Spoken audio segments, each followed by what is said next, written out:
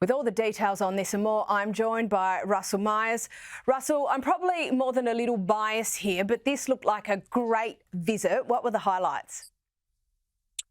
Yeah, it was, Caro. I mean, 4 days in Italy. I mean, who could complain? But they packed an awful lot in. I mean, the highlights for me were certainly what you've just seen. You saw King Charles making that really historic speech, the first British monarch to make a speech at the Italian Parliament. We were treated to that spectacular fly past by the British Red Arrows and their Italian counterparts. And those pictures you're seeing are the incredible market in Ravenna. Ravenna, the old historic city of the northeast of Italy, the former capital of the empire. So it's a real sort of place in Italians' hearts. So it was great that the King and Queen were able to go there, meet locals, talk to them about the floods that have devastated that area. And, wherever we went, we saw lots of crowds coming out to greet Charles and Camilla. They celebrated their 20th anniversary, wedding anniversary, right in the middle of the tour. And people were there, sort of enjoying the tour. And I think for Charles, who's had a bit of a setback with his cancer treatment recently, it was a bit of a G-up that he needed. And the photos were absolutely spectacular. I think they looked like they were having a really good time. And we understand the King and Queen, they're going to do multiple tours during 2025. What's planned? Well, there is. I mean, people at the palace are speaking to just after the tour, talking to them about how it's gone. And I think people thought on both sides, both the British and the Italians, of course, they were there on the behest of the British government, thought that it was a job well done. There were certain elements of the tour, the speech at the Parliament, the collaboration between a NATO partner that was discussed. So that was very good for both the King and Queen. Hitting the bullseye, I think, the phrase that was used. But looking to the future, what do we have? I mean, certainly I've revealed recently that the King and Queen are looking to go to a spring tour next year to the United States and Canada. Could that be brought forward? Because I think Charles is very, very keen to get to Canada. They've just are going to have an election in the next few days. Could he be over there this summer? I mean, it's all possible. Certainly on the long list, we've got other trips to potentially India, Pakistan, Bangladesh. That was supposed to happen in 2022 and then it got postponed because of the late Queen's passing. So there's an awful lot of things to look forward to for Charles and Camilla. And Charles really wants to, make up for lost time. He's very, very keen to keep on working despite what, his wife and the palace staff are telling him to slow down. He's no signs of doing that. No sign of it whatsoever, but still on the King and Queen. And it's hard to believe it's been 20 years since they got married.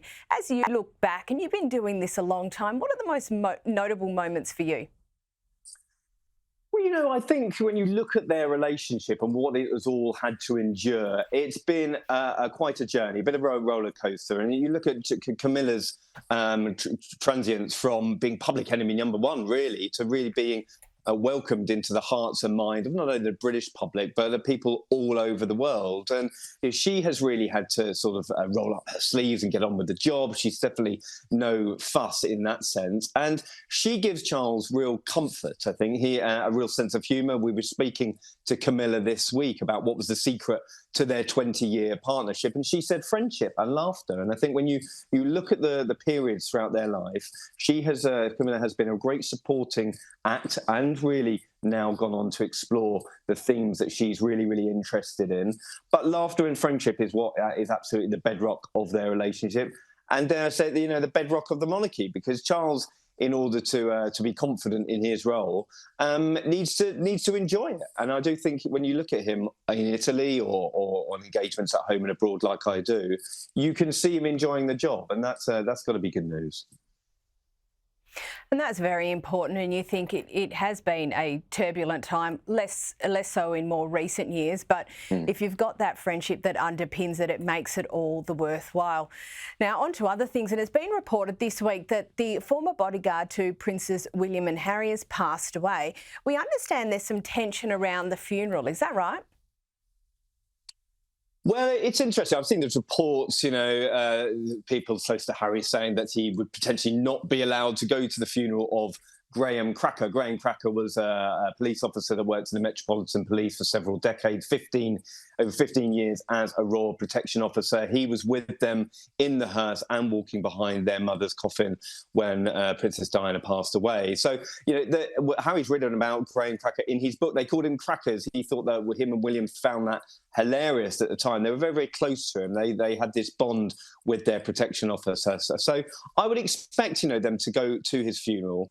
We've seen that the boys at funerals of loved ones in recent times, and it has gone without incidents. They've just kept their distance from one another. So, Harry and William are moving in very, very different spheres at the moment, but I do think they're big enough to get to put their differences aside and come together when the time is right, such as this.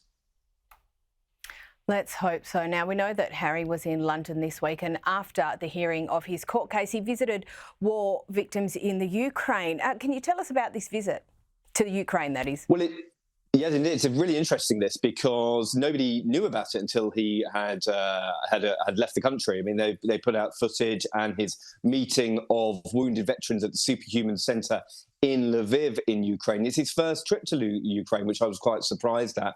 Obviously, his connections with the Invictus Games. He had arranged this trip, I'm told, in Canada at the last session of the Invictus Games out in Whistler just a few months ago. But he said he was very humbled to obviously go to this centre, seeing the work that they're doing with prosthetics and the wounded veterans.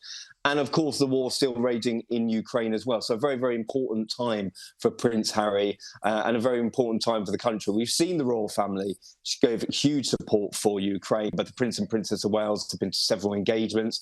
We saw the King invite President Zelensky to Sandringham just recently, and I don't think that support will wane at all. And it's good to see Prince Harry using his profile and his association with the Invictus Games in such a way.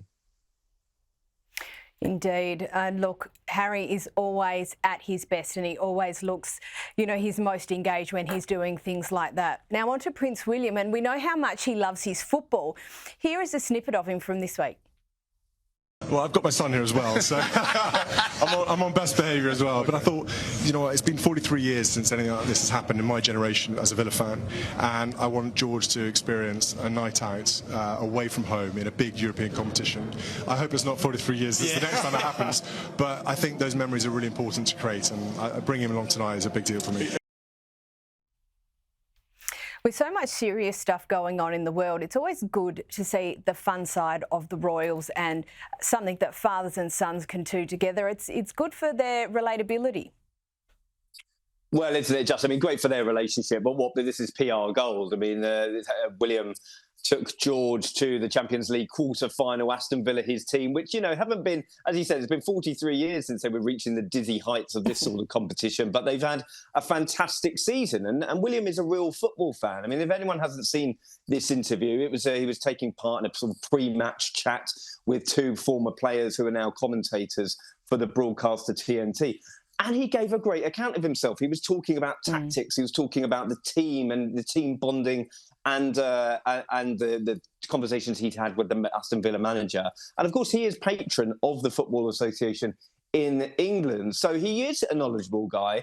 And, I've found out that broadcasters are scrambling for him now. They can't wait to have him on. Will he become a pundit on a regular basis? Who knows? But for William, I think it's great to show a bit more of the normal side of him. I've had conversations with him in the past about football, and he's really, really knowledgeable, very down-to-earth guy, and it definitely shows a different face to the monarchy. Yeah, absolutely, it does, and an excellent one at that. Now, I've only got about 45 seconds left for you. It's Easter this week. What do the Royals have planned? Well, it's a great opportunity for the Royals to come together. I think the King and Queen are spending their weekend in Sandringham this week. They have a celebration for their 20th wedding anniversary. Then he's going to be in Durham in the north of England, handing out Maundy money. It's this traditional element of Easter. And then there will be an Easter celebration at Windsor Castle. I mean, that is really important for the Royals. And so the Queen, the late Queen, really only missed a handful of those Easter gatherings. So you'll probably see the extended family. The Waleses will be there. You'll see Beatrice and Eugenie with their family. No doubt we'll see the Princess Royal and the Duke and Duchess of Edinburgh as well. So a great opportunity for the family to get together on Easter Sunday. Absolutely. And Russell, you have a lovely Easter with your family. Thank you so much for joining us.